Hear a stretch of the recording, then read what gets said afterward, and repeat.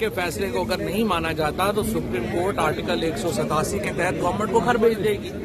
Chief आपको मालूम ही है कि 2 प्राइम मिनिस्टर पहले डिस्क्वालीफाई हो चुके हैं, तो तीसरे को डिस्क्वालीफाई होने में क्या प्रॉब्लम है। तो अगर सुप्रीम कोर्ट के अहकामात पे अमल दरामद नहीं होगा, सुप्रीम कोर्ट अपना अमल दरामद कराएगी। और यहाँ पे मैं ये वाज़ेह आपको कर दूं कि जो 5 जजेस हैं उन्होंने ये कहा है कि जो 90 दिन के इलेक्शंस हैं उसके प्रिंसिपल को 5 जजेस ने एंडोर्स किया। ये भी बताइएगा कि सदन ने 9 अप्रैल को इलेक्शन करवाने का हुक्म दिया, तो आपको लगता है दिखाई दे रहे हैं कि 9 अप्रैल को इलेक्शन हो जाएंगे पंजाब में? इलेक्शन कमीशन को उन्होंने कहा है कि आप सदर को के पास फौरन जाएं और उन्हें अपनी डेट प्रपोज करें।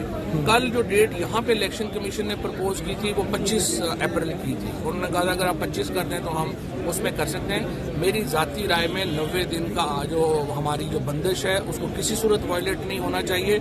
मसला सिर्फ इस हुकूमत का नहीं है, आने वाली हुकूमतों का है। देखें, जो भी हुकूमत, कल हमारी हुकूमत आ जाएगी, हम कहेंगे इलेक्शन नहीं होने। इस तरह से देखें, जहाँ पे भी वकीलों में हमारा तो रवाज है, हर साल इलेक्शन होते हैं।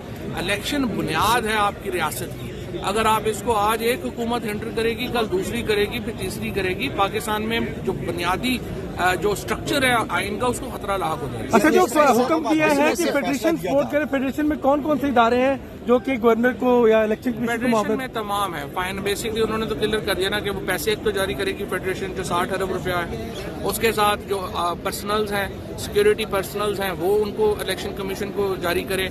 और उसके बाद इलेक्शन कमीशन को जो जो सपोर्ट चाहिए आज सुप्रीम कोर्ट ने कहा है कि वो इलेक्शन कमीशन को दी जाए। इसमें सर रिव्यू पिटीशन आ सकती है इस फैसले के खिलाफ? रिव्यू पिटीशन तो ज़ाहिर है आ सकती है। क्या इस वक्त जो इख्तिलाफात अगर होते हैं, मुतहम्मिल है सुप्रीम कोर्ट के कोई भी इख्तिलाफात की मुतहम्मिल ना पाकिस्तान है ना सुप्रीम कोर्ट है। मैंने अभी भी ये कहा है कि ये मौका है जहाँ पे एस्टैब्लिशमेंट और पॉलिटिकल पार्टीज बैठे और कोई फार्मूला बनाए मुल्क को चलाने का। आप IMF का देख लें जो हाल हुआ है।